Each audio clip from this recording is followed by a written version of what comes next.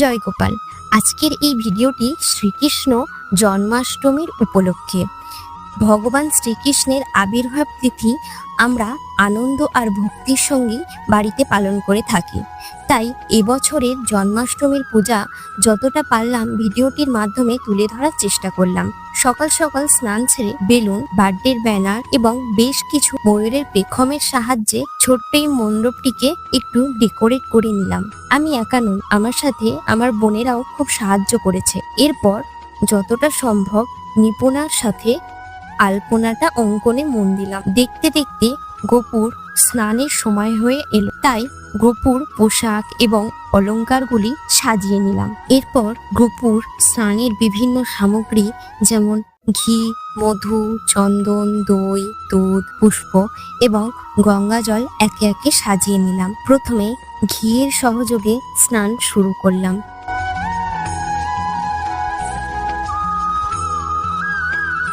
এরপর একে একে মধু, চন্দন, দই, দুধ, পুষ্প এবং শেষে গঙ্গা জলের মাধ্যমে গোপুর স্নান সম্পূর্ণ হলো। এরপর একটা ব্যাপার লক্ষ্য করলাম সকলে, গোপু বেশ উজ্জ্বল হয়ে উঠেছে। স্নান শেষে গোপুর পোশাক এবং অলংকার পরার সময় একে একে সমস্ত অলংকার পরানো হলো এবং পোশাক পরে বাঁশি নিয়ে কি রূপ, ঠিক যেন রাজপুত্র। এইবার আমাদের ছোট্ট মণ্ডপটি যেন প্রাণ পেল। দেখতে দেখতে বেশ কিছুটা সময় অতিবাহিত হলো আর চলে এলো গোপুর আরাধনার সময়। তাই আরো একটি নতুন পোশাক পরিয়ে সাজিয়ে দিলাম। আরাধনার জন্য গোপুর পছন্দের খাবারগুলি আয়োজন করা হয়েছিল, যেমন চাল ভাজা, চিড়ে ভাজা, পাঁচকড়াই ভাজা, তালের লুচি, ভাজা পিঠা, চকলেট, বিভিন্ন রকমাদি মিষ্টান্ন, নারকেলের নাড়ু, তিলের নাড়ু, ক্ষীরের পায়েস, তালের বড়া, সুজি, আলু ভাজা, এমনকি একটা সুন্দর দেখতে কেক।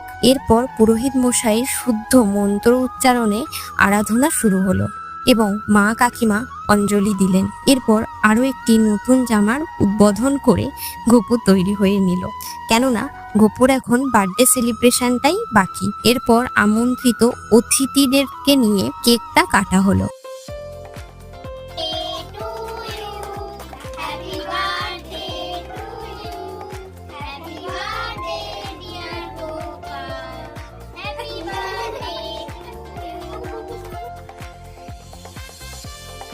এরপর আমন্ত্রিত ব্যক্তিদের সেবাদানের মাধ্যমে দিনটা শেষ করলাম। ভিডিওটির মাধ্যমে গোপুর জন্মদিনের মুহূর্তগুলি তুলে রাখলাম। আপনাদের